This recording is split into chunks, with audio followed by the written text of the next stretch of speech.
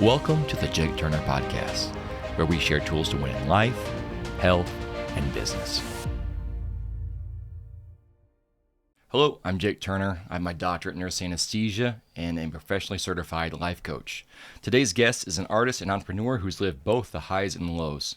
From New York City to Florida, from chasing the wrong things to rebuilding from scratch. Kritikal has walked through it all. Faced down 2 DUIs, hit rock bottom, and used moments as fuel to reset his entire life. Kritikal believes in the law of attraction and creating your own future and never letting setbacks define you. Stories packed with lessons on discipline, risk, and resilience. And it's proof that the same person who falls 7 times can get up 8. In this conversation, you'll hear how he rebuilt his life with nothing but drive, how habits separate talkers from doers, why he believes coincidences are never random, and what it really means to live instead of just exist.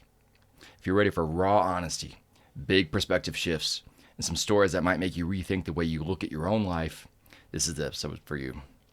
Kritikal, welcome to the podcast. Thank you for having me, Jake. Yeah, glad to have you out here. Likewise. If your life right now had a movie trailer, what would the first line on the screen say?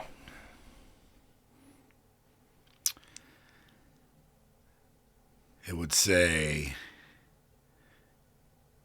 in a world where a man can come back from failure.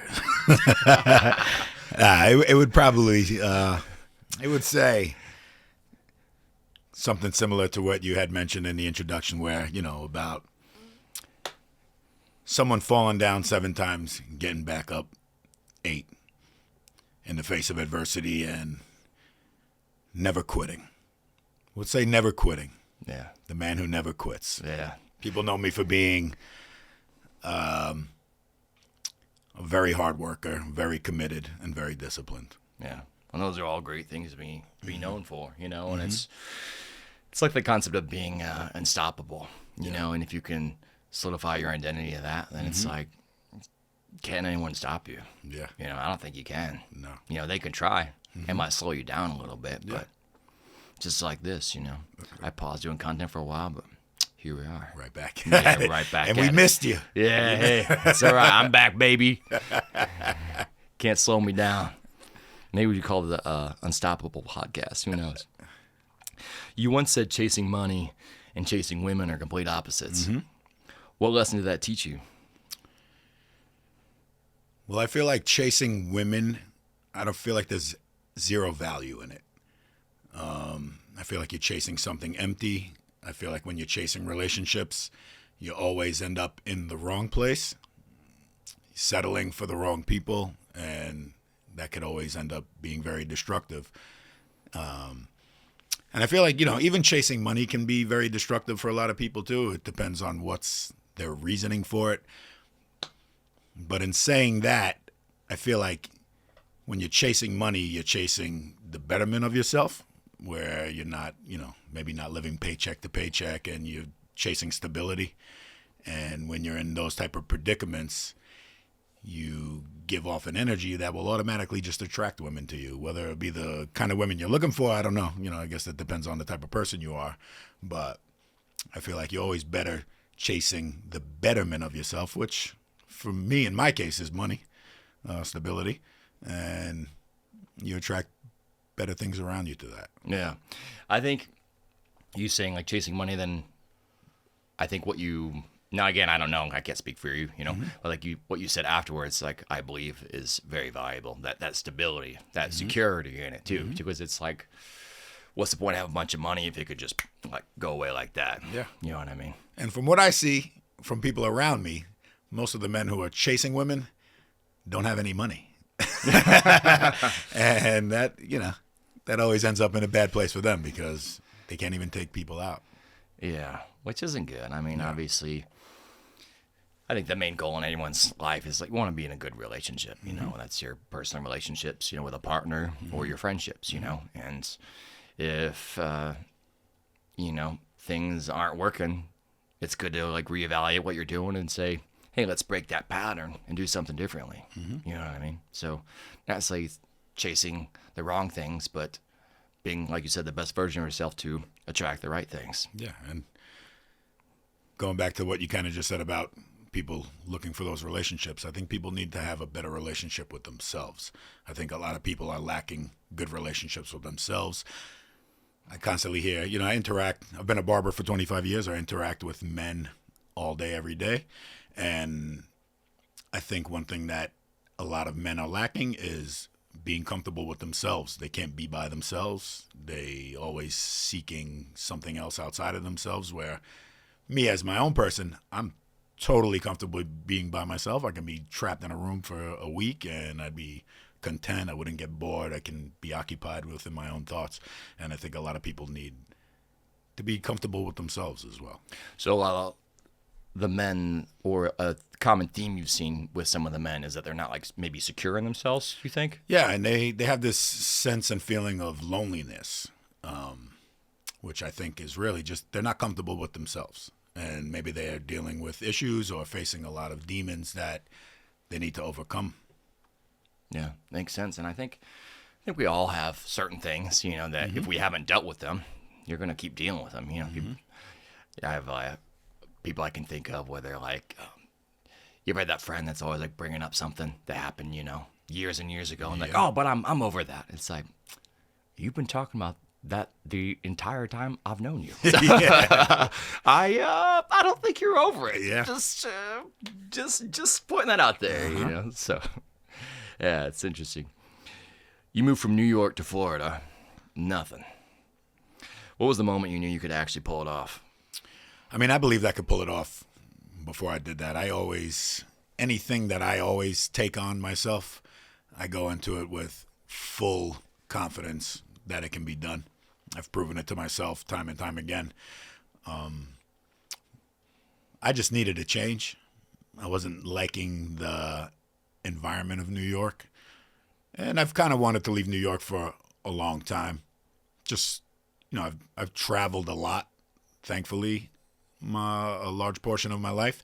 And I know the world is bigger than that, where growing up, I grew up most of my life in Staten Island, New York. And even though it's part of one of the biggest cities in the world, Staten Island has people, and it's no knock to Staten Island, has people who have a very small town mentality where they don't even leave their neighborhood, nonetheless the borough, to Brooklyn or Manhattan or Queens. So, people will be like, if you can make it here, you can make it anywhere in New York. But I also feel it's like almost like a prison, and I needed to get out of that. So, I mean, I was always fully confident that no matter where I went, I would always do okay. And, you conjure up maybe backup plans in the back of your mind because you don't want to.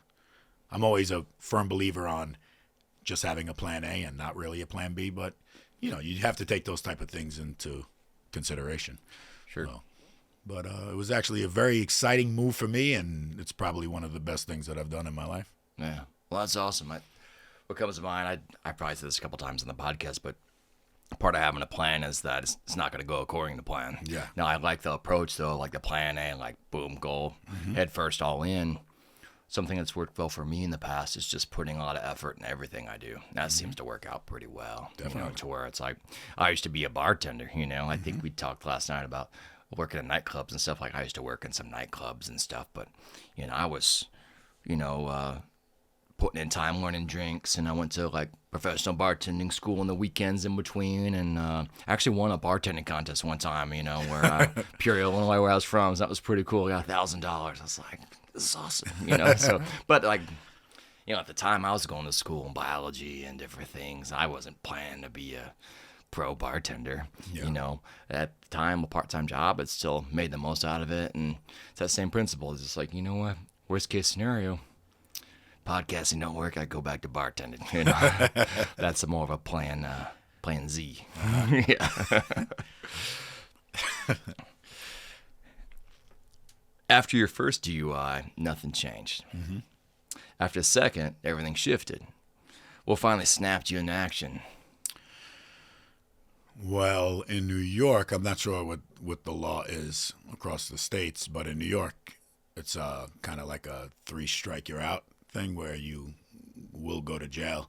And I definitely should have learned my lesson after the first one. I not only was putting my own life in danger, but other people as well.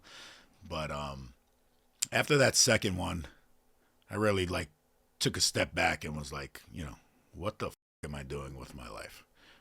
Basically wasting it away. And the second one was could have ended up pretty badly. I T-boned a car. I was coming down the street going the wrong way, not really conscious of what the hell I was doing. And I could have killed the person whose car that I hit, which would be a lot worse off than killing myself, I believe, because I'd have to live with that. If I killed myself, I'd be dead. I wouldn't be aware of it. Right, yeah. But true. I really had to take a step back and say, what the hell am I doing with my life? This is not, I've had goals and aspirations since the age of 12, as far as music goes. And I was really just had to say to myself, like, this is not the path to where you're trying to go. So either get your act together or, it's dead or in jail. Yeah. Well, I'm glad you did. And it's ironic. Like, my buddy Rick is like, we had the podcast earlier before, and his sister was killed by a drunk driver in an accident. You know what I mean? So it's like, it's oftentimes we think bad too, but it can affect, and the opposite of that. I'll talk about the positive side, but our lives affect people in all different ways. You think like, oh, it's this, maybe some people think I get in the car and I'm drinking, oh, this only affects me. You know what I mean? Like, not necessarily. Even if you're making someone late for something by being in traffic or whatever, driving like an idiot, it's like, if that person's late for something, you don't know how it's going to snowball their lives, Yeah. Which on the opposite end of the spectrum, I like to think of as like, you can do very positive things, how you get your own mindset in order, how you get your own health in order, doing positive social media content like we're doing. It can really snowball and affect a lot of people. You change one person's mind, like, it's totally worth all the effort. It definitely is. Yeah. I definitely had a drinking problem. I can say that. But I wasn't doing too much thinking. I was just doing more drinking. I like that saying. Well, ironic, yeah. It's like once you do more thinking, you do less drinking, right? Mm-hmm. Yeah. Yeah. What would you say to someone who's struggling with addiction or drinking alcohol? I mean, I think the best thing you can do is actually come to terms with it and admit it. A lot of people, act like they don't have a problem. I've had friends kind of were in the same predicament as me where they'd be like, oh, no, I drive better when I'm drunk. It's like, no, you absolutely do not. That's a classic saying, yeah. Yeah, you do not. No matter if you feel like you are, but you definitely don't. Facing it is a big thing. And even growing up in Staten Island, where I'm from, prescription pills and heroin became a real big problem. And I wouldn't call them friends. We can call them acquaintances. But I've had at least, 40 to 50 people that I know overdose and die. Wow. And it's kind of hard getting through to people. I feel like addiction is something you have to face head on. And you have to be aware of it and want to change. And some people don't want to change, unfortunately. So I don't know if there's really anything you can say to people. You can lead by example. I don't know if it'll be effective, but my best advice would be to be aware of what you're doing. I can't imagine people, and I mean myself personally, I wasn't happy with what I was doing. So, and I think a lot of people who have addiction problems are not happy. That's why they end up becoming addicted to those type of vices. Yeah, that's why they're doing it, or they're substituting how to dealing with some emotions or whatever. Like I know myself that I at least used to do sometimes now, to where it's like if I'm feeling really like depressed or like anxious or something, I want to eat comfort food or whatever, or I think of like, I want to eat, this fast food or whatever here. But I'll catch myself and I'm like, oh, well, do you really need fast food? Or actually, hey, guess what? You're feeling this certain way. Mm-hmm. Maybe you should call a friend, go to bed early, get a workout in. Like, Have a glass of water. yeah, exactly. God, if we get people just drink more water these days, to where it's like, I think most people need a hug, not a hamburger. I agree. Or both sometimes, you could hug someone with a hamburger, like that don't sound too bad either, just like not a regular basis. We'll talk about your problems over a hamburger. Yeah, sounds delicious. What is one thing hitting rock bottom taught you that success never could? that we are full of strength, and no matter how hard life can hit you, that you can pick yourself up and just keep going. Like I said, I've been in some pretty dark places in my life, and I probably should not be sitting here with you right now. And to myself, at least, I'm a testament that no matter how bad it gets, if you have the will and the desire, you can better yourself, and you can even better people's situations around you. Yeah. Did you have a moment that you're willing to share or consider sharing? You don't have to if you don't want to. Well, unfortunately for me, they all kind of circle around my drinking problem that I had. Gotcha. Where, there was a I had the 2 DUIs, but there was a period where I probably gotten about 5 accidents in 6 months. Wow. I was really like spiraling out of control, and then there was one where I went head on to like a light pole. Oh, dang. Going really fast, and I probably should have died in that as well. But thank you to the grace of God, I'm still here, and I didn't. And it's just, there's multiple, but situations like that, like where you really just like, what the am I doing with my life? Yeah, in that dark moment. Mm-hmm. I can relate, not with drinking per se, but I had times in my life where I was like really sick. I thought like, in my one case, I was chasing money, and it turned out bad, where I was getting ready to go to anesthesia school, and I was like, I want to get ahead, and save money. And so I will, like most entrepreneurs, I'll work myself to a break. And I did. And so I was working night shifts as a nurse, working 2 full-time jobs, traveling, working 1, and not sleeping, cranking coffee.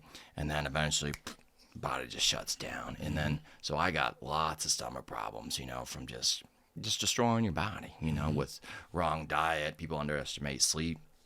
And I was in a real dark spot for a long time to where I didn't know if I could get out of it. It was like my anxiety was out of control. And then I was like, I don't know if I'll ever be able to go back to work, until like one day it was just like going through things and still trying to keep things moving. I was like, you know what?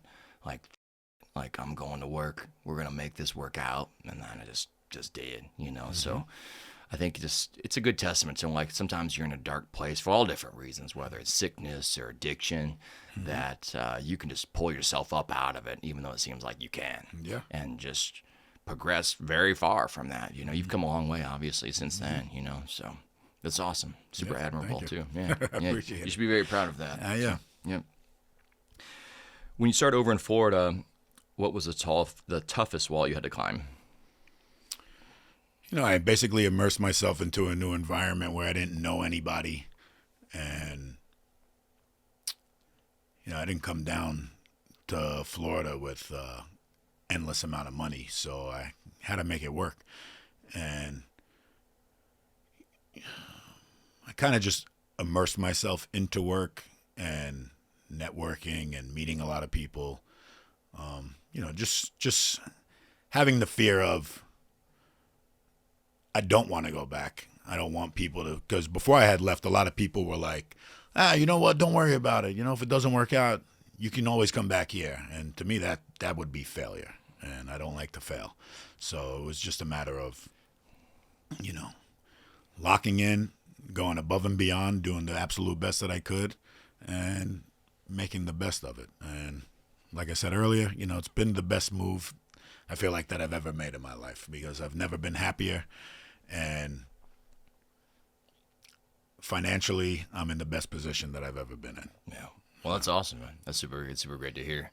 What do you think was the biggest game changer? Do you think it was just the environment generally, or different friends? Or? I think removing myself from a lot of toxic situations helped a lot as well. Like when I was in New York, not only was I cutting hair, I was pursuing a career in music. I was working in nightclubs. I was doing graphic design. I was at the point where I was probably sleeping like 3 to 4 hours a night. And, it was just this monotonous hamster wheel of doing the same thing over and over and over, and not really seeing much growth. And being able to step away from all that, being able to lock in, dedicate, being in a wonderful environment, palm trees and beaches and sunshine all the time. For me, I think that played a lot into it. For me, New York is very dark, very gloomy, always cloudy weather. People have a lot of attitudes. Being around more positive people, I think that, also played into it as well. Yeah, I think it was probably a lot of things, because like one, the environment, right, physical nature, all those things, and two, sound like you focused a lot to where a lot of people will be busy, but they aren't doing the thing they're supposed to be doing. It's where I like to just focus on getting one thing done a day, and just focusing on that. That's the most important thing. Most people are avoiding what they're supposed to be doing. Yeah. It's like, oh, I got my dry cleaning done and cooked dinner. It's like, yeah, but did you, call your mom or whatever you've been putting off, you know what I mean? And then then once you do the thing too, then like all these other doors unlock. It's like, well, you should have done that thing in the first place, but it's just avoiding that uncomfortable feeling, you know, sometimes I think like people push off. And less distraction as well. You don't have people, hey, come here and do this with me. And I don't want to say I'm much of a people pleaser, but I can be at times. I don't like telling people no. I've changed that about myself. Now I have no problem telling people no. But, hey, come to this party or come to this shindig or whatever the case may be. And, you take away from what needs to get done trying to appease other people. Yeah. For someone who's a people pleaser, listen to this, like, what do you think was the main thing that, like, changed in your mind and led you change your actions? Well, removing myself from it and getting positive results from doing everything that I was doing without the distraction would say, like, I don't need this. And, even while I was being a people pleaser, I was not always happy about it. Even like going to weddings with friends and inviting me, like they got to a point where I was just like, I'm not doing this anymore. I'm just wasting 5 hours of my life. I'm drinking and, trying to drink less played into it as well. But just like for me, I'm just wasting time. Unless they were really close and special to me, obviously I would be there. But, just going to everything that you're invited to and all this other stuff is just like, for what? I'm coming to these events. I'm not even interacting with the people who invited me. What am I really doing with my time here? These people don't care if I'm successful or not. They just want their party to look cool or their event, whatever the case may be, to look well. And I realized that when I was in need and I needed people to come do things for me, they didn't show up. And I'm always here showing up for everybody else. So I'd have a party at my house for, let's say, the 4th of July, and I'm spending hundreds of dollars on food and drinks and all this. And then last minute, everybody's like, nah, I got something else to do. I'm not going to make it. I'm like, well, why am I going above and beyond for everybody else when they're not doing it for me? Yeah. And, I still like to help people. I'm maybe not much of a people pleaser. I always enjoy helping people. It puts a smile on my face, putting a smile on someone else's. But I got to the point where I was just like, everybody. I got to worry about me because they're not worried about me. Yeah, I think there's a certain level of that where it's like you got to cut that out, and like people who don't host parties or plan things just think like, oh well, 'cause they don't know what it's like to plan something. You know what I mean? Just like people who shoot content or watch content, they know what it's like to shoot content. You know what I mean? So where it's like, nah, sorry, I'm not gonna like and comment and share any of your stuff or whatever. It's like, yeah, well, you don't know what it's like. You know what I mean? And it can be a huge waste of time, and like best thing you do, like you do, is just cut them people out. Yeah, man. It's like it's like pruning certain parts of the plant so other parts can grow. And those parts of you had to go. Yeah, and those people had to go. Yeah, and it's funny, those people will also just disappear. And we'll probably have the most commentary once you become successful. Yeah, as well. I've also noticed that as well throughout the course of my music career, where anytime something happened where other people would deem it a success as well, they all come out of the woodwork. All of a sudden I'm getting messages. Oh, I saw that. Good for you. Yo, we need to hang out. It's like, well, why? Why do we need to hang out? Because you want to associate with something that you deem to be cool and maybe that you feel cool about, but it's like, where have you been?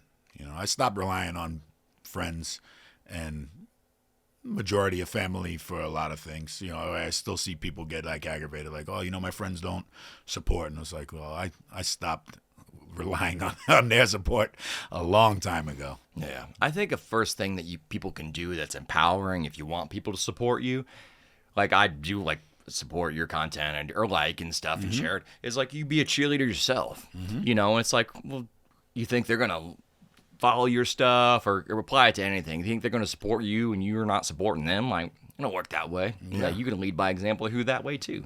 You know, and get in you know, we all win mindset. You know what I mean? Like, there's stuff you can do, you know, to where sometimes it isn't worth the effort, you know, but there are a lot of times it can be, you know, and it's like, you want, I guess the bottom line of that is like, I think if you want people to support you, you support them too. Be a cheerleader for them too. Exactly. You know, I think a lot of the times when it comes to friends and family, as far as not supporting, you know, you in a general sense, it's, they don't like to see people around them doing better than them. You know, occasionally you do have the people who love to see it. You know, I've encountered it myself, but a lot of times it's almost like it's a reflection of their own self, where they're like, man, they have to actually face the reality that maybe they do have dreams and aspirations and stuff, but they don't have the gall to pursue it.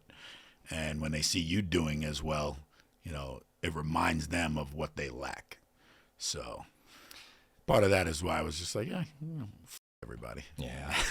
That makes a lot of sense. That's definitely something that like that I've struggled with, even from gaining, like, you could say success or just growth in any area. You know, you have some people who are like, in my mind, I'm still the same somewhat, you know. I've obviously changed some traits to get to certain levels of my life, you know.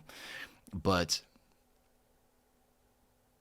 especially when it kills me when it comes to really close friends or family, to where it's like, you know, they're not necessarily happy for you. It's like, well, what is this? Like, I thought you were my good friend, you know, or you're my close friend. Like, what do you expect me to do? You know, do you see me rising and growth and putting in this time in? It's like, I have probably just a handful of people I can think that are like, actually like, don't treat me any different or happy for me, you know, versus other people that are, you know, envious, I guess, or wanting a handout, you know, whether it's money or this or that, or, you know, people don't understand social media a lot of times too. Oh, like, oh, we'll just get all your followers to follow me. Like, it doesn't work like that. Yeah. You know what I mean? Like, how have you dealt with it? I'm just curious. As far as, like, friends or close family being envious as your success has increased? yeah, well, I kind of, I mean, at this point, my family, I'd say, is pretty proud of what I'm doing, because I've shown improve. But I've kind of cut off the majority of people that, you know, I grew up with. If they're not serving a purpose in my life, you know, I'm not to the point where I'm not like an asshole to people, and I'm still cordial, but I don't interact much. I always just focus on what I'm doing. But can you ask the question again? So basically, like,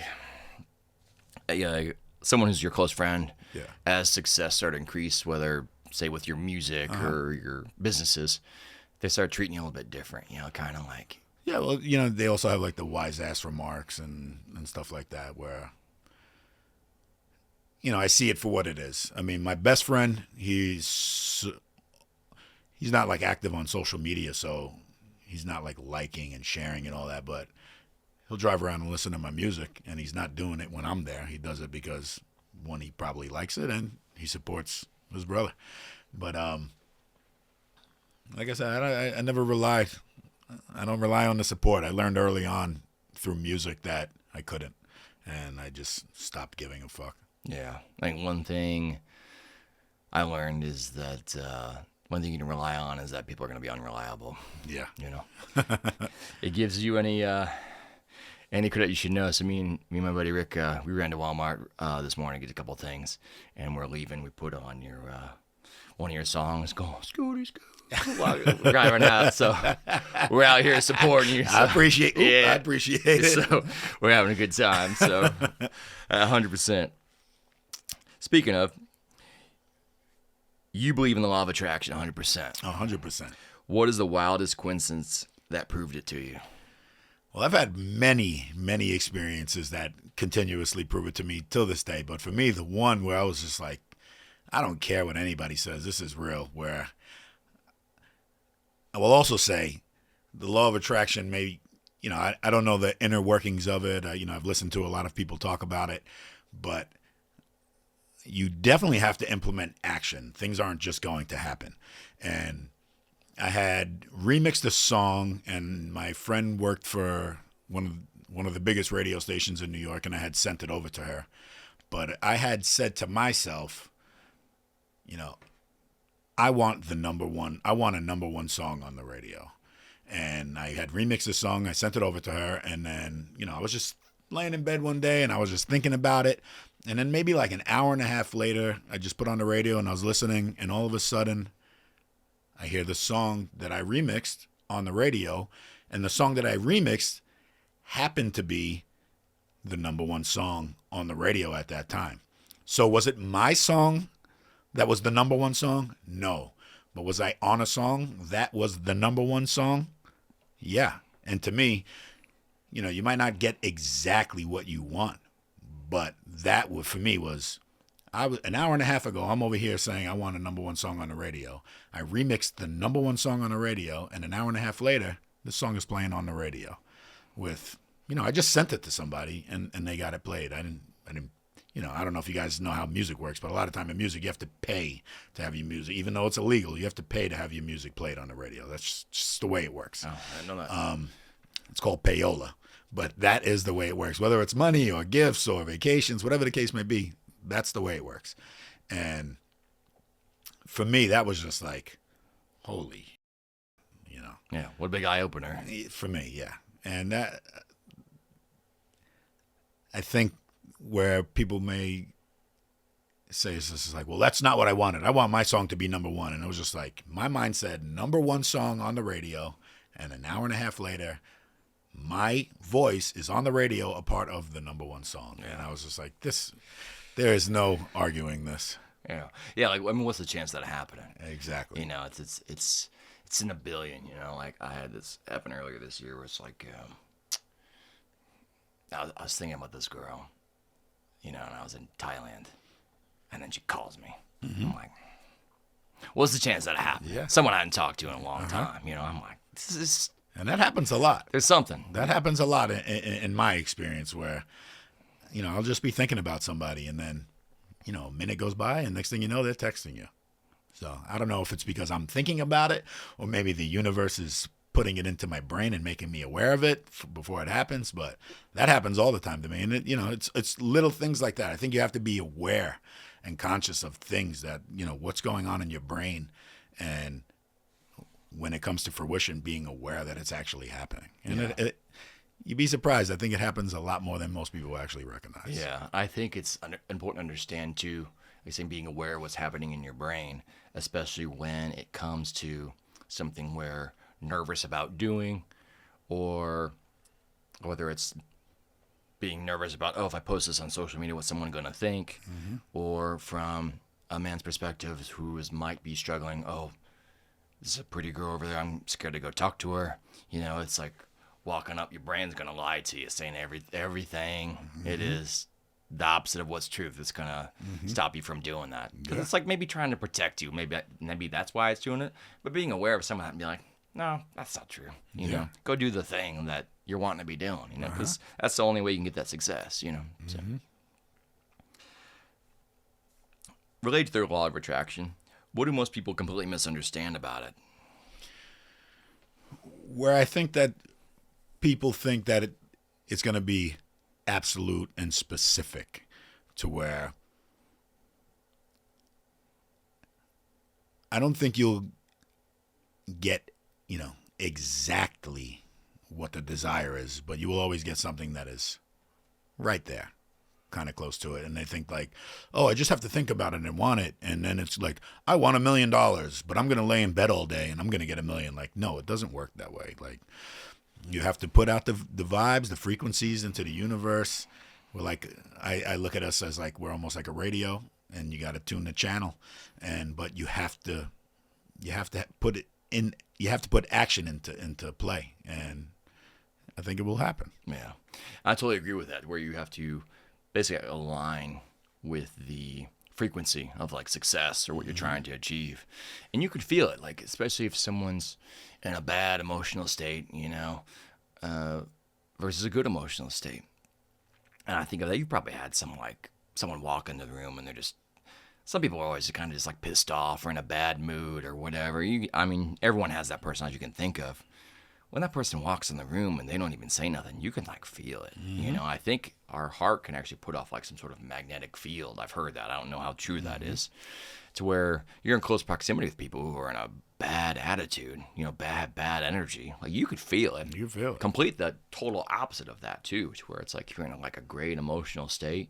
You're around good like vibes, good people. Like it feels good, and that just multiplies the more people are around, Like you were telling me yesterday with one of your patients where, they were in pain and whatever, and they had asked you what you'd given them. Right. And you said nothing. Right. And you completely changed their state of being with how you are. Yeah. Yeah, they were just nervous, and after talking to him, became so relaxed, they thought I gave him medicine. And I hadn't given him anything. But you did. You gave him energetic medicine. Yeah, that's true. That's true. I never thought about it that way. Again, it's important how we look at things and frame things, so it's true. And I think it's important, like the biggest gift we can give to other people is our best version of ourselves as well, too. And like we take our own responsibility on that, There's no reason to be a dick. Not typically. I like to be a dick to some of my friends for fun, but well, that's different. but that's not truly being malevolent. Right? Yeah. You say, "Don't count the days, make the days count." How do you actually live that when life gets repetitive? Well, I think in the course of trying to accomplish things that you want to set out, things have to be repetitive. In a form of discipline, you have to repeatedly do things over and over. But I always go about things, I never try to half-ass anything. I always try to do everything to 100% of my best capabilities. And as far as trying to avoid the monotony of the repetitiveness of everything, throw a little excitement in there where, just go out and do something that you wouldn't normally do, and go up and talk to a person that you wouldn't normally go up and talk to, because, you never know. I'm always a big fan of meeting new people and hearing new perspectives and just growing. But I think you got to throw a couple of monkey wrenches into the loop once in a while. Yeah, kind of gamify it a little bit, or just like you said, you kind of know in your own self, like, if I do this, you're feeling even slightly uncomfortable. This is an opportunity for growth. I had that recently. I was blessed to be in Greece, and like a couple people we knew, we're sitting down with, and that person's like, "Oh, I think that might be my cousin." I'm like, "You don't know." Let's just say something to him, and then it being cousins and friends and all this, and we all like kind of hung out, became closer connections to everyone, and that was kind of a little bit part of like the coaching me, giving someone just a slight nudge. They still did it or whatever, but it's cool. There's little moments like that, so it's like it's good to like push yourself a little bit. And it added a little flair to your vacation there. Yeah, you got an experience you wouldn't have had. Yeah, it was good, and like we all ironically made new friends. Where I wouldn't expect it to make a connection with that person at all. I'm like, I don't know that person. They're not my cousin. How am I gonna know? But then like I'm like, oh, okay, that's someone cool that I know now from Greece. From Greece, yeah. Like cool. You believe excellence comes from habits. What's the one habit that instantly shows you if someone is serious or not? Timeliness. I feel like time is the most valuable thing we have, more so than money or anything else like that. And when people don't respect time, I feel like they don't respect others, and they definitely do not respect themselves. So that is major key for me, especially as a business owner. When we hire new people, you can tell right off the bat whether or not this person is going to be worthwhile because time, Yeah, they're showing up late to work, I guess. Showing up late or just not putting an effort into something, just moping around and taking their sweet ass time, showing no incentive. But to me, time. If you don't respect time, then I can't imagine you respect much. Yeah. Because we have limited time. Yeah. Yeah, I think just not having the awareness of that, or some people don't respect themselves, and so it's like if they don't respect themselves, how are they going to respect someone else, Fall 7 times, stand up 8. What was the last time you almost stayed down but didn't? The last time I almost stayed down.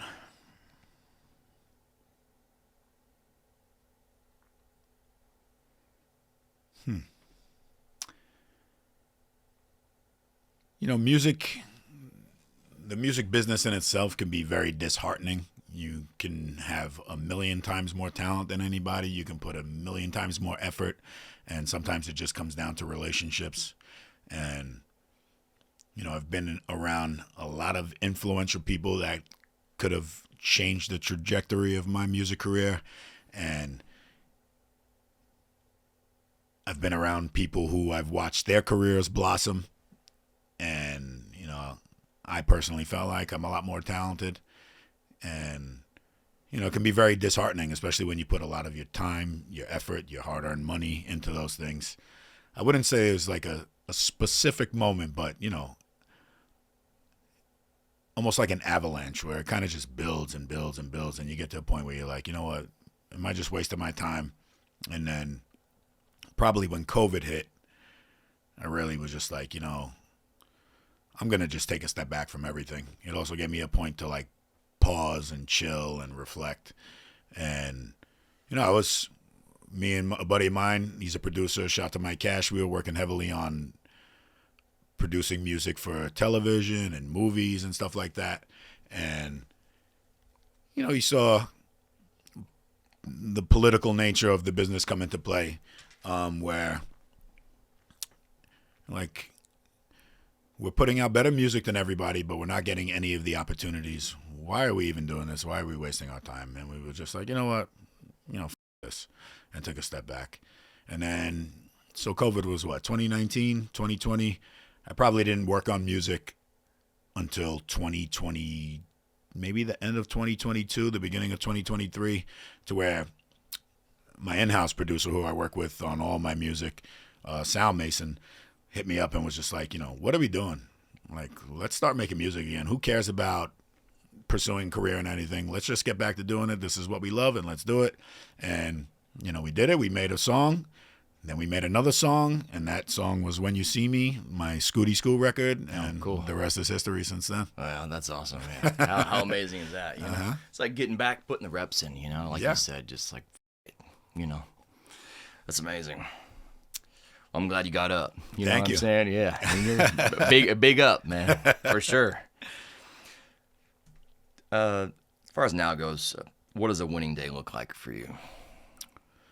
A winning day for me is just waking up and breathing oxygen. Every day that I wake up is a blessing, and if I can just get through a day with a smile on my face 90% of the day and not too much bullshit, is a winning day for me. I don't look for much. I'm very content with life. I don't need to be a billionaire. I mean, I have a numeric goal in mind that I'd like to reach, but whether or not I touch those, doesn't make or break me. So just getting up every day and pursuing what I want to pursue and doing things the way I want to do it is a successful day for me. Yeah. You don't have to answer. I'm just curious, like, what's your numeric goal or your other goals? Because if there's any way I could help you, I'll help you achieve those goals. For me, a numeric goal is $100 million. Okay. I feel like I'm set for the rest of my life. I can take care of my loved ones, and I can get up when I want to. I don't have to wake up to an alarm unless I want to. And a lot of everyday stresses are eliminated at that point. Yeah, I think it's a great goal. And I think I can do well with less, but that is the goal that I have set. Yeah. Well, that's a good goal. Thank you. I think just taking that goal and reversing it backwards. And maybe someone else might hear that and flinch, but there are people who are making that every year, Easily. And it's like you say something like that to me or one of them, like, I don't know if you noticed, I didn't flinch, because when you have a mindset and you have a vision mindset, you want to talk to other people that are visionaries, because most people can see, but they have no vision. Yeah. And so I think it's important to first create that vision or that roadmap. Now, one of the things that I can help people do through coaching is I help them create a vision. I do think, like you or people if they had a way to help create a vision, you think that would help them? 100%. You have to have a destination. Otherwise, where you going? You're just driving around aimlessly. Yeah. The biggest thing is creating a roadmap. And so if you're watching this, go to my Instagram at Jake Paul Turner, DM me the word roadmap. You got to follow me first and then say podcast, and I will send you. I have an exercise you can do that will help you create the roadmap for your life. You need it. Man. It's like, where do you go? Like, I want to make a video where, when you don't have a direction or a roadmap, it's like you get into your vehicle and you have 3 different GPS apps set to 3 different directions. And like, I've done this before, and like, just to see what it would sound like. And it's just, it's going crazy. Like you would think this Google's saying there, Waze is going here, Apple's saying go here. It's like, it's too much noise, but you shut the other ones off. Once you pick the direction you're going, just follow the directions. It's pretty easy. Yeah. Once you get rid of the noise. Yeah. Right? 100%. Exactly. And know where you want to go. Until you have your purpose and clarity on those things, it can be confusing, understandably so. And, sometimes the destination and the goals change as you go along, and you just have to recalculate and reassess. Yeah. Recalculating.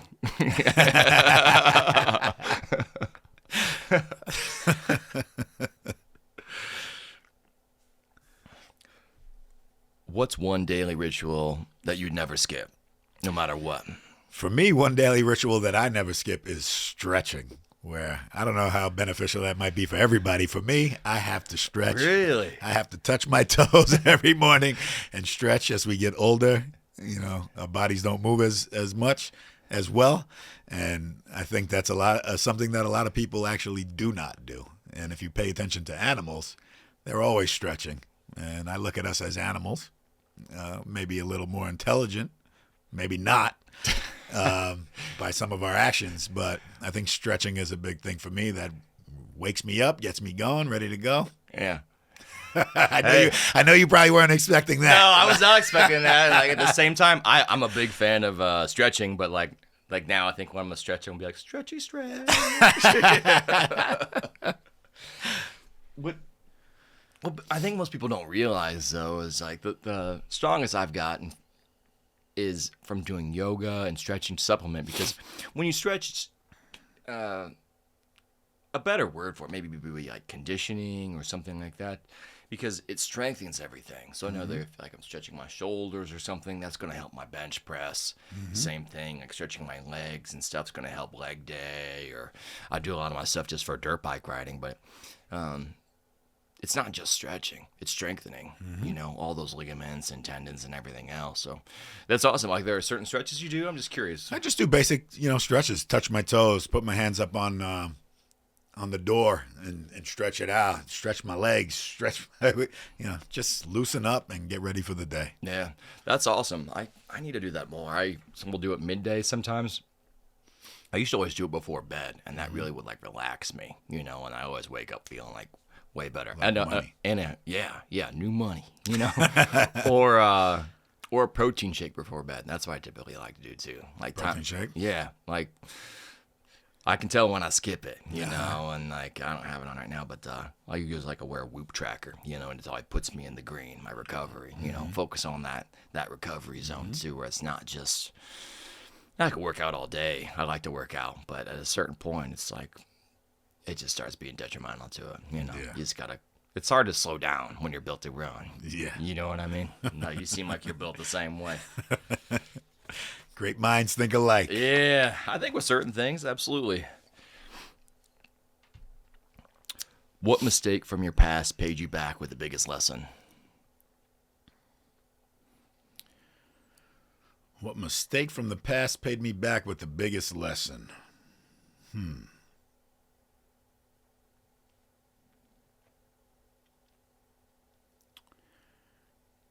Drinking and driving, I guess I would say, because it taught me to appreciate life. You know, we only get one of these things, and it taught me that you have to put more focus on your thoughts and the way you move, and you have to move with intention and not just go through life like a zombie. Yeah. This is a lot, for sure, and I agree with that. I mean, especially with, the new... Do you drink much at all anymore? I mean, I definitely still drink. One of my favorite pastimes is going out to eat. Oh, okay. I kind of try to stay away from nightlife and stuff like that, but I enjoy a nice beer with my dinner. Yeah. I try to avoid hard liquor. I mean, I know what will send me in the wrong direction. Yeah. I don't have an off switch. Yeah. If I start drinking hard liquor, 1 turns into 10. Yeah. Well, and that's good, what that switch is, so you can just avoid it, I mean, I'm the same way. I rarely drink these days to where it's caffeine does the same thing for me too. It more like slows me down. It just doesn't make me feel good, Yeah. And then when you start, progressing where, you have people you're responsible for, or you're planning things, you're trying to be creative, you ain't got room for alcohol in your brain. No. It just doesn't serve it. And it's like, what are we doing? When people are trying to do something relaxed, and it's like, I already feel relaxed. Yeah. Is this gonna make me more relaxed? Probably not. No. And in the moment, I'm not acting like I don't have fun when I drink. In the moment, I'm enjoying myself, but the aftermath is terrible. Yeah. I wake up aching, hurting, end up doing stupid stuff and stuff that I regret. I enjoy it more now for the flavor and limit it. Yeah. Yeah, I think like with wine, I feel like there's a bigger argument. I mean, to some people it's beer. They like craft beers. I don't personally, but each their own. I honestly think our taste buds are different. It's where two people could be drinking the same thing and taste completely different to each other, just based on our taste buds or whatever. Yeah, I like IPAs. Like I'd let my dad try an IPA, and he would tell me it tastes like piss, and to me, it tastes delicious. That's funny. You say the best way to predict the future is to create it. How are you creating your future right now? Setting my goals, formulating strategies and plans around them, and checking off the checklist every single day. I don't wait around for things to come to me. You have to go out and get them. Like we were just saying, you need the plan, you need the vision, and you're not going to get what you want if you don't know what you want. Yeah. It's true. I think it helps you realize like what you're focusing on, what you're seeing. I'm sure you've heard this before. It's like you buy a new car, whatever car you have. I have a black Ford F-150. When you buy that, you're driving it, and then all of a sudden you see a bunch of Ford black F-150s all over the place. You know what I mean? Yeah. It's your reticular activating systems where it's like, I'm looking for this in my life. More chances of seeing it. Now, some things are going to be rare. You know what I mean? Like, there's not a lot of handsome redheads walking around. But if you're looking for something, you need to focus on it, find it. To find it. Yeah, for first thing. And people will do that even with if you tell you something. Like, it isn't there. Like, where it's like people are looking for, get me the salt. I've heard this before, too. And I've experienced the same thing, like trying to find a spice in the spice cabinet. It's like, it's not here. You're telling yourself it ain't there. And someone's like, walks by, and it's right in front of your face. So, because you said, one, you weren't looking for it. And two, you said it wasn't there. So you got two things working against it for you. Where you at least got to be focusing on the right thing. And then head in the right direction, too. Yeah. It's wild how our brain works. I know. It plays a lot of tricks on us. Yeah, it does. It does. If someone applied just one of your principles today, which one would flip their life the fastest?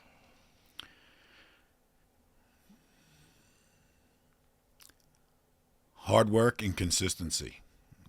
goes a long way, and I can revert back to my barbershops where I see people come in and kind of follow my lead, see how I do. I mean, there's no one in my businesses that does what I do to the level of excellence that I perform it at. And the ones who take note, pay attention, and apply, you got to always put your spin on it. But the ones who see what I do that is successful and apply it to themselves, they're light years ahead of the others who don't, And for me, it's showing up every day. It's hard work, being consistent, and giving it the best that you can. And you are guaranteed to get results from that. Yeah. So consistently putting that hard work in. Mm-hmm. I'll have to come down to, you're in West Palm Beach. In West Palm Beach. Yeah. I need to come down there and get a haircut sometime. How would you rate my barber's work at the current moment? I'm curious. They got the best looking ginger right here in Tennessee going, so they're doing a good job. Oh, that's amazing. I would have commented on it if it was bad already. Yeah. I appreciate that. I also appreciate the fact that you and my videographer have the same haircuts. Well, I got no choice in the matter for me. I'm not doing the comb over. Yeah, it's all good. Oh man, I'll tell you, there's something really like awesome and quality about getting a good haircut, man. Mm-hmm. And people don't underestimate it, Yeah. And like I think makes you feel good. Yeah, it makes you feel good. Mm-hmm. It feels good. I think barbers and people with stylists, they're true artists. Mm-hmm. I think it's often why I don't know what some of your employees have. Like you see, you do like they have tattoos. They look like artists, like because I believe that they are. Mm-hmm. Because you have to have that idea in your mind and then to create it, Bring it to life. Yeah.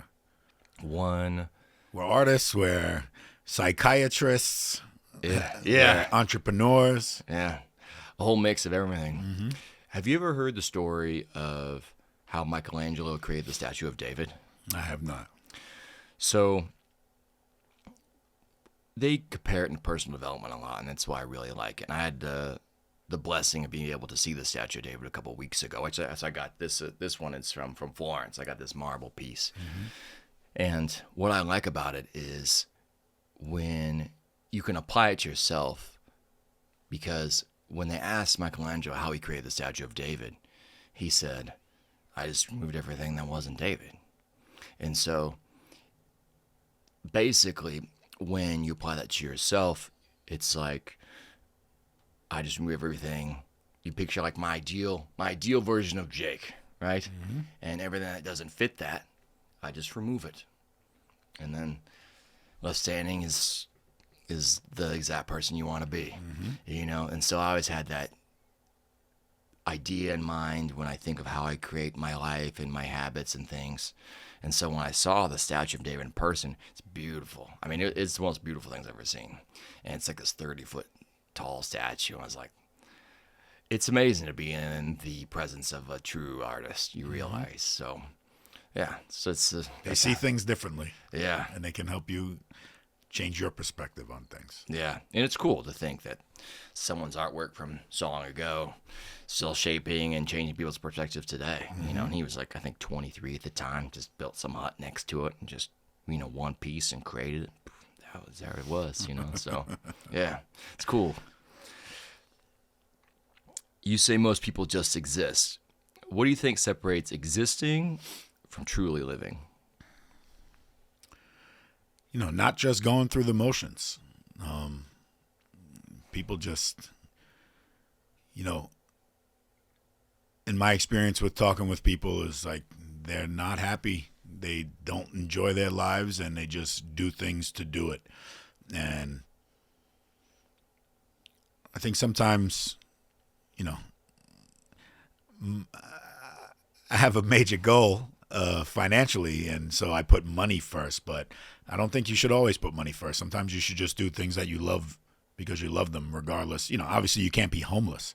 I'm not promoting homelessness, but, I think people, they put themselves into predicaments that they're not happy with, and then they just, they continue the cycle, and there's things that they want to do in life, and they don't pursue them out of fear or out of whatever, they might be going through. But I think people need to start living for themselves. You know, they have maybe their parents telling them, "Oh, you're supposed to be this. I was this, and you need to be this." Like, I've dealt with that my whole life. My dad was an accountant.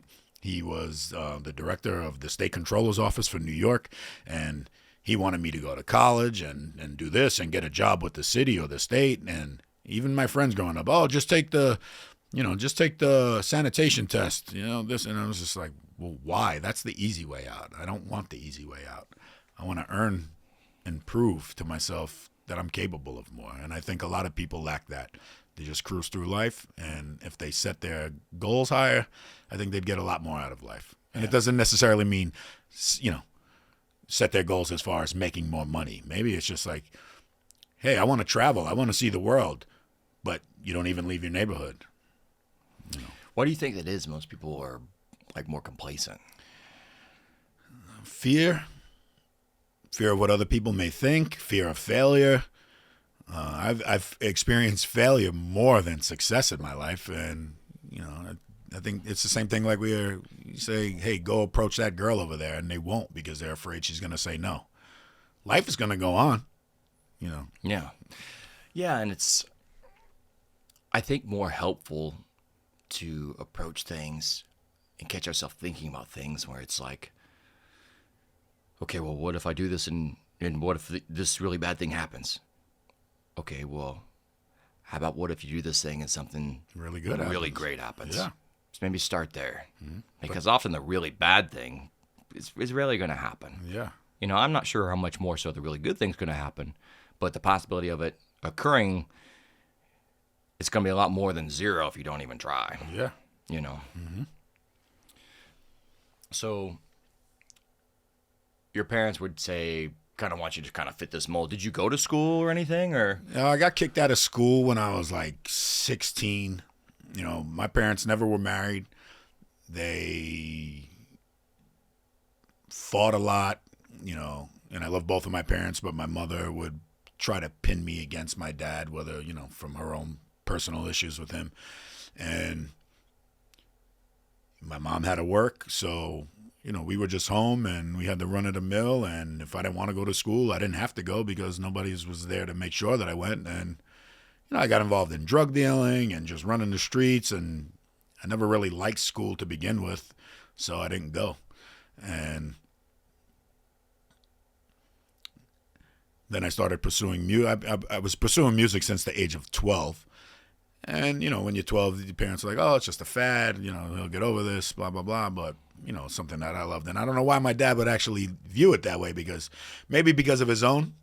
I'm coming to a realization at the moment because my father was also a musician, and maybe because he didn't see the success and took, I don't want to, say because he's had a good life for himself, the easy way out and pursued a career in accounting and whatsoever. But,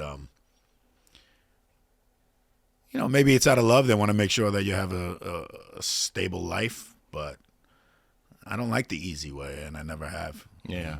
Yeah, I mean, I don't know your parents, but I feel like most parents, they want to see their kids succeed and want the best for you. Mm-hmm. And people are trying to just figure that out and like don't know what the option it is. Mm-hmm. Maybe for him it was like being a musician caused him some pain, and he's like, oh, I don't want him to go through the same thing I experienced, to where maybe it seems like the easy way out, but maybe it's actually really hard for him to just give up his dream, and like, I mean, can you imagine wanting to be a successful musician and you're looking at spreadsheets?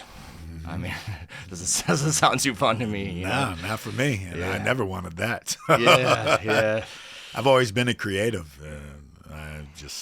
I want what I want. And as long as I'm not harming anybody else, I really don't care what they think. Yeah. Is there a certain like routine you have or things you do that gets you in the creative process? I don't really have a routine. I mean, for me, I like to dabble in a little bit of marijuana when I'm working on music, but I don't need it. With music, I found for myself where I never try to force it. The producers that I work with will send me music, and I like to feel like I pull it out of the ether. I don't go into music with the sense of, I'm going to make a song about this. I let the music speak to me, and it comes naturally. And if I'm sitting there for more than 10 minutes and, it's just not coming coming out of me with ease, I'll just move on to the next thing, and I never try to force it.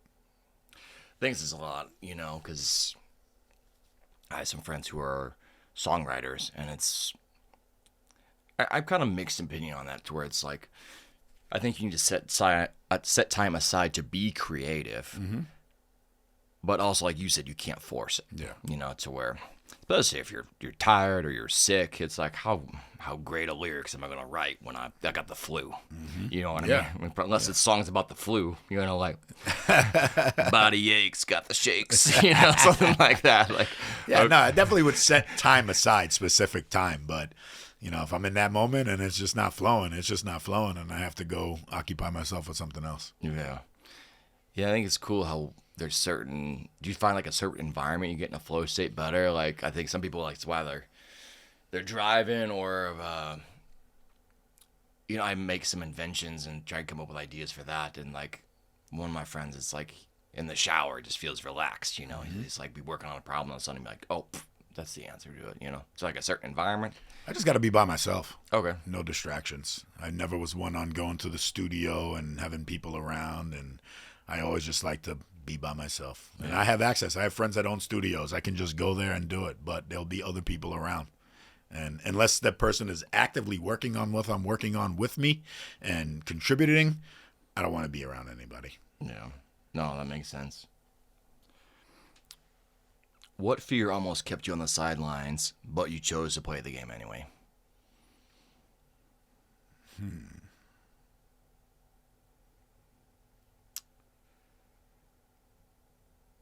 I wouldn't really say that I had one. I always like to face my fears head on and see what happens. There's always going to be the what ifs and doubts, but like I said earlier, what's the worst that's going to happen? You fail. You just got to keep going. Yeah. Yeah, it's true. And most doors that we open, you can go back through the other side. I think there's few doors that, once you open, you can't go back, to where it's like, why are you worrying about a door that's, you can just walk back through the other side? I mean, does that make sense? Yeah. What's like a fear you faced that I guess you're proud of conquering, or that you can think of? Failing. Really? Can you explain that more? You always have eyes on you, whether it's your friends or your family, and I'd hate to hear from other people's mouths saying, I told you so. Yeah, I like to prove myself right more than prove other people wrong, but yeah, I don't want to hear I told you so. I'm gonna disagree with you with that, because I just think it's how you are pronouncing "I told you so." Because if you said it, it'd be powerful and valuable to you, because you'd say, "I told you so," when you got something done right, or that you accomplished something. Correct. So isn't it funny? The same words have different meaning. Yeah. Well, just depending how we say it. It's very powerful. You're like, I'll show you. Yeah. Like, sounds the same thing. Like, I told you so. Yeah, I mean it more so from the standpoint of the doubters. Yeah. I don't like proving the doubters to be correct. Yeah. No, I get you what you're saying. But I agree with you 100%. I just like reframing things a lot, because I think that's useful a lot, and a powerful tool we can do. Like I said, our brains are aligned to ourselves, or we're thinking things, and it's like, is this helpful to me? This thought process I'm having, is it trying to protect me? Even if it is, like, is it going to get me closer to my goal or further away from my goal? Like, oftentimes our limiting beliefs ourselves, we stand our own way of everything. We all know how to do something, especially with, we talked about before, like ChatGPT or different things. You can find out the how on the internet these days, but it's the why and who we are that holds ourselves back, whether it's fear of failure, or you ever had the fear of the unknown as far as success before? Yeah, I think earlier on, when I was maybe younger and I was getting put into positions of where I can see things were starting to take shape, you start saying, well, what if this happens? Or if I get a lot of money, like maybe I'm going to go off the deep end. Yeah, there's always the fear of the unknown, but I'm willing to embrace it. Yeah. Why is that? Because it's new experience, and I think one of the many beautiful things about life is new experience, where I want to stay out of that monotonous zone of the zombie life. Yeah. Yeah. There's a thought I have when I travel and do new experiences and think of things, and it relates to when I was like working a whole lot in just different times in my life. So it's like, even if you have a certain level of money, no time to spend it, it's like, how else do you describe something that's dead? No life. Mm-hmm. And it's like, what's the point of it all? If you can't go and experience new things, just working to see a number go up, and we'll oftentimes just work ourselves to death, but then everything else will suffer, our relationships, our health, everything else. It spills over. Yeah. I even hear for a lot of time from people, like where I live in West Palm Beach, there's a lot of people who are not from the area. They moved there for a job or whatever the case may be. And they'll be like, I'm like, oh, have you been here? You've been here? And they're like, nah, I don't know anybody here, so I don't go. And I'm like, why not? Just go. What's the worst thing that happens? You meet somebody new? What are you afraid of? Right. Right, exactly. And it's like, if you're not even going to go out and be social, you're not going to meet people. Then. Yeah, you're not going to meet anyone, to where, do you find through some of your clients at the barbershop, are men or different people struggling to find high quality friends? Yeah, even my own self, you struggle to find high quality friends, but you got to put yourself out there.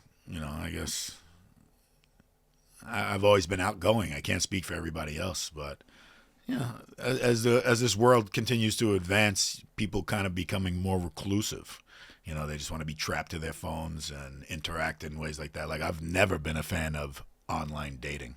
When I was growing up, online dating was like, whoa, you're a weirdo, you're going on that. But now it's like, you're going to go meet someone in person, you're a weirdo. And it's like, I don't know. I feel like you got to get out there. You got to feel the energy, experience. I don't know how to each their own. I don't know how you can meet the love of your life through a text message or a DM or something like that. You don't know what's going on the other side over there. So, yeah, I think at the end of the day, it comes down to, especially a partner, you want to meet someone and see if you have chemistry in real life. Mm-hmm. There's no way to simulate that. You know what I mean? I think you never know.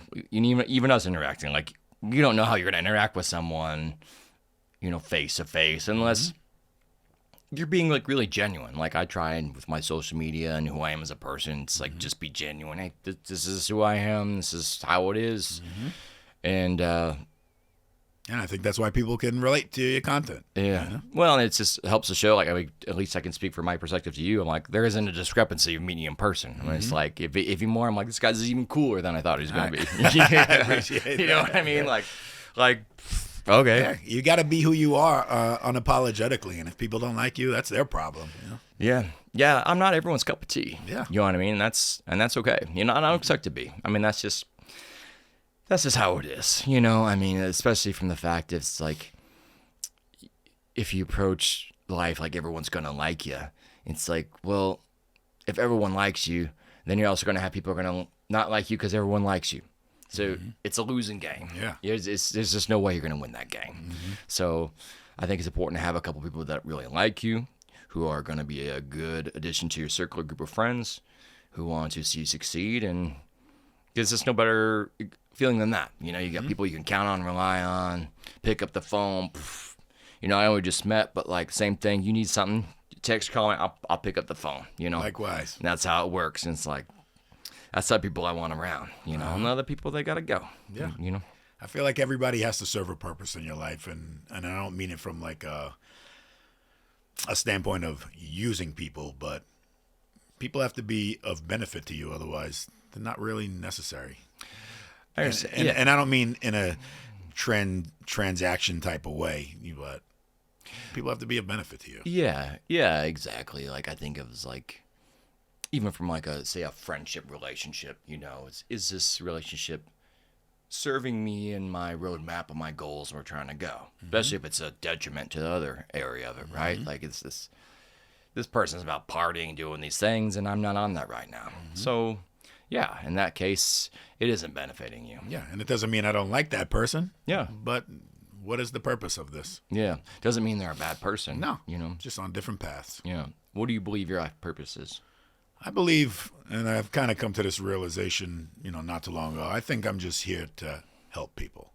I was having a conversation with someone the other day, and like I ended up just saying it. I was like, I obviously just said this because this is true, and I love helping people. I always, and not from a people pleasing aspect. If I hear someone like, hey, I'm having a hard time getting a job in this field, I'm like, oh well, I know somebody who can probably give you a job. Let me reach out to them for them. And if I can help that person and make their experience of life better, that's cool for me. And, with all the content that I've been doing, men reaching out to me, a lot of the content that I do, is more comedic. And it's meant to make people laugh. But at the same time, from what people tell me, I'm helping a lot of people, and it's giving them different perspectives on things. And if I can help people in that form, I'm making the world a better place. Yeah. I love that, and I can totally relate to that. I mean, the whole purpose of me doing any of this podcast, whatever, is I believe God put me here to help people. And so I'm primarily doing that for being a coach. But there's all different ways. If I see someone, at Walmart this morning or whatever, what I'm doing, like talk to them, see how you can help them, and that's even just from having good energy and talking to them or just listening to people. People don't listen these days. No. They want to talk. They're sitting there thinking, what's the next thing I'm going to say next? Or I got to go do this. Me. And when you make things about other people, then there's no limit to your success or what you're going to do, because like you can't, if you compare it to money, right? I'll help 100 million people. Oh, that's it. I'm not going to help anyone else. Yeah. You know what I mean? Like, so, and it's cool. I mean, it's just, it's very empowering, and I encourage people, if you're listening to this, like if you don't know what your purpose is, help someone like me or you whose our purpose is to help other people. And there's lots of ways you can do that. Speaking of which, how can people get a hold of, what's your Instagram, what's your music? How can they help you and support you? Well, I'm across all platforms at the same name, which is KRTNYC. As far as music goes, you can find the links across all my social media platforms, or you can just search Kritikal, 2Ks, no Cs, which people have never gotten that right over the course of my career, but that's okay. But I'm active across all social media platforms, and I respond to people. I'm not gonna say I reach out to people, but I definitely am responsive. And I think that's what people also respect about me, is that I'm not like on my high horse over here. If you say something worth responding to, I'm not gonna respond to every little thing. Obviously, there's a lot of messages and stuff to sift through, but I'm a people person. I like to interact with people. So KRT NYC. I've been trying to change it for a while now, since I'm no longer living in NYC, but for some reason Instagram will not let me change my name, and I don't know what is the deal. Interesting. Very weird. Maybe I could try and help you with that. I don't know, but no, that's awesome. And I think it's important nowadays to be personable, especially when it comes to like DMs or different things. And like, I can tell anyone who's watching this, like I send DMs, I check all my DMs. People are using AI bots and stuff. I'm a big fan of AI, but not to just never be checking and looking at your things. You know what I mean? Like if someone's talking to me on Instagram, it's me. Yeah. You know what I mean? And so a lot of times I'll do voice notes or send someone a quick video and like, oh dang, it is you. Yeah, it is. Yeah. You know what I mean? Like assume the more positive aspect first, the benefit of the doubt. It's like, yeah, could you imagine if you're talking to me in a rude way at first, and then and it is me looking at my messages, like, it's not a good look. No, and you know what? I've experienced a lot of that where I don't know what their reasoning is, but people will say a lot of rude and hateful things, and sometimes people are just miserable, and that's just a reflection of who they are. But I feel like a lot of times people are just trying to get a reaction out of you, and they think, well, maybe if I say some, he'll respond to it, and I'm not responding. Sometimes I catch myself, and I do, and I'm always like, what am I doing? Why am I arguing with this person? Yeah, that's not worth it. I feel like the best reaction sometimes is just no reaction. No reaction, because that's what they're looking for. Yeah, exactly. If you could send one message back to your younger self, what would it be? Stop around. Do what got to be done and stop wasting time. Yeah, that's awesome. Yeah, I love that.